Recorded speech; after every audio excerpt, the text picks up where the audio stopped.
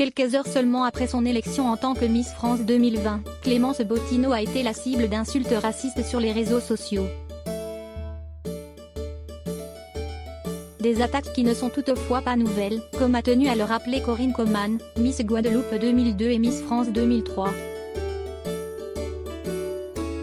Quelques jours à peine après son élection, Clémence Bottineau ne fait pas du tout l'unanimité.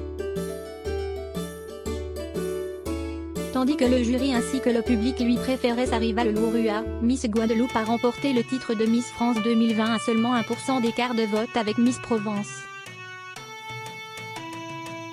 Mais malgré les votes des téléspectateurs, la jeune femme de 22 ans essuie depuis son élection de nombreuses critiques sur les réseaux sociaux, en plus d'être victime de racisme.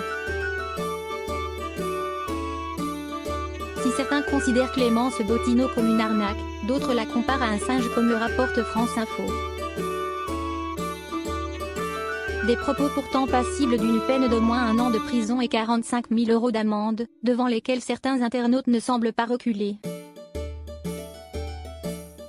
Des insultes qui n'ont pourtant rien de nouveau concernant une Miss France élue. Quelques heures après leurs élections, en tant que Miss France 2014 et Miss France 2017, Flora Coquerel et Alicia Elie avaient-elles été victimes de propos racistes. Et les élections de Miss Noire comme Sonia Rolland, Véronique de la Cruz en 1993 et Corinne Coman en 2003, montrent que ce fléau a toujours été bien présent dans l'histoire du concours de beauté. C'est d'une violence inouïe, c'est indéniable, explique Corinne Coman, Miss Guadeloupe 2002 et Miss France 2003, au micro de France Info Outre-mer et d'ajouter, après, ce n'est pas un phénomène nouveau parce que ça ne touche pas que les Miss mais également les artistes, les politiques. Miss France 2020 défendue par sa rivale Lou-Rua. Si Clémence Bottineau n'a pour le moment pas réagi à ces attaques, préférant se concentrer d'ores et déjà sur ses nouvelles obligations de Miss France 2020, certaines n'ont pas manqué de la défendre, comme sa première dauphine, Lou-Rua. Ça me dérange cet acharnement qu'il y a contre elle, a-t-elle ainsi déclaré dans les colonnes de la Provence.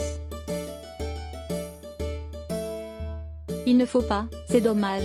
Ces critiques sont injustifiées, a-t-elle précisé, disant toutefois comprendre la frustration, la déception des personnes qui voulaient, voir Miss France.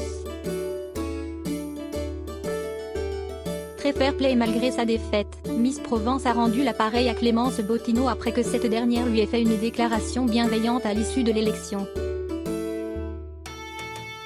Loin d'avoir sa langue dans sa poche, Vaima Lama Chavez a elle aussi réagi aux attaques contre Miss France 2020 en soulignant que la France est aussi plurielle que le nombre d'ethnies qui la composent, et d'ajouter « Le respect est essentiel, soyons solidaires ».